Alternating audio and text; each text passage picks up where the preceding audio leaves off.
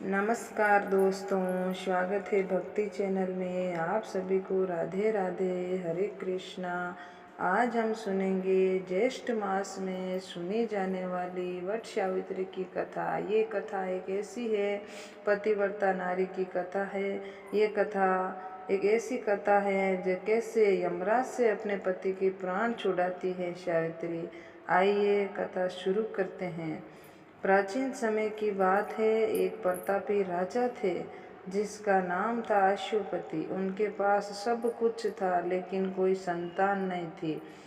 राजा ने संतान प्राप्ति के लिए कठोर तपस्या की। कई वर्षों तक उनकी तपस्या से प्रसन्न होकर देवी ने उन्हें एक सुंदर कन्या का वरदान दिया। समय आने पर राजा के घर में एक तेजस्वी और गुणवान पुत्री का जन्म हुआ जिनका नाम था सावित्री रखा गया। सावित्री जब बड़ी हुई तो अनंत सुंदर, बुद्धिमान और गुणों से परिपूर्ण थी। जब उसके विवाह की बात आई तो कोई भी राजकुमार उसे योग्य नहीं लगा। तब उसने स्वयं अपने ही वर को चुनने का निश्चय किया। वह एक दिन वन में घूमते हुए एक तपस्वी और सत्यवादी युवक से मिली जिसका नाम था सत्यवान। वह अपने अंधे माता पिता की सेवा करता था और बहुत ही धर्मात्मा था। सावित्री ने उसी को अपना पति चुन लिया।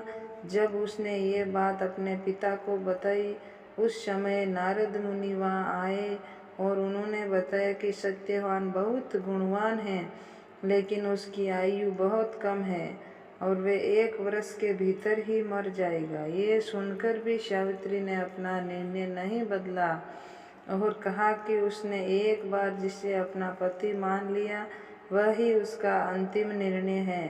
अतः राजा ने दोनों का विवाह करवा दिया। विवाह के बाद सावित्री अपने पति और सास ससुर के साथ वन में रहने लगी। बहुत ही प्रेम और श्रद्धा से उनकी सेवा करती। जैसे जैसे वे दिन पास आने लगे, जब सत्यवान की मृत्यु निश्चित थी, सावित्री ने व्रत और तपस्या शुरू कर दी। ज्येष्ठ मास की अमावस्या के दिन उसने वट वृक्ष की पूजा की और अपने पति की लंबी आयु की प्रार्थना की। उस दिन सत्यवान लकड़ी काटने जंगल में गया और सावित्री भी उसके साथ चली गई। काम करते करते अचानक सत्यवान के सिर में दर्द हुआ और सावित्री की गोद में गिर पड़ा। कुछ ही समय में उसकी मृत्यु हो गई। तभी यमराज वहाँ प्रकट हुए और सत्यवान की आत्मा को लेकर जाने लगे। सावित्री ये देखकर घबराई नहीं बल्कि साहस के साथ यमराज के पीछे पीछे चलने पड़ी।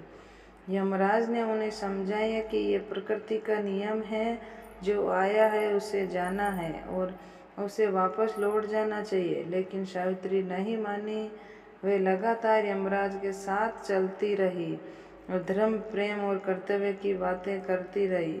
उनकी भक्ति और बुद्धिमत्ता से प्रसन्न होकर यमराज ने उसे वरदान मांगने को कहा, लेकिन सत्यवान के जीवन मांगने की अनुमति नहीं दी।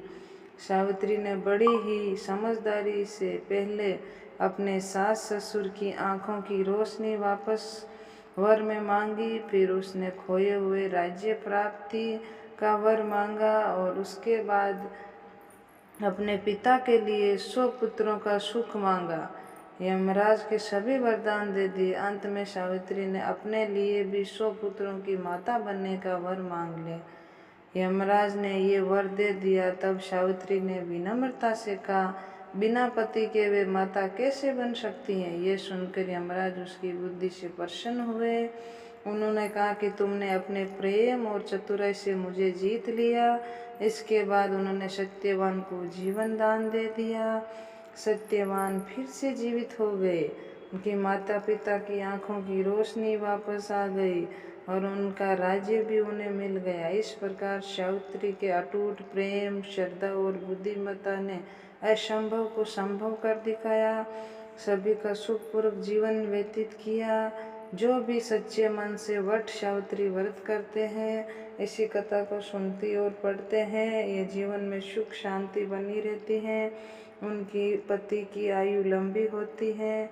बोलिए जय माता सावित्री की और जय सत्यवान की। कहानी अच्छी लगी तो वीडियो को लाइक करें, शेयर करें, सब्सक्राइब करें। बोलिए माता सावित्री की जय।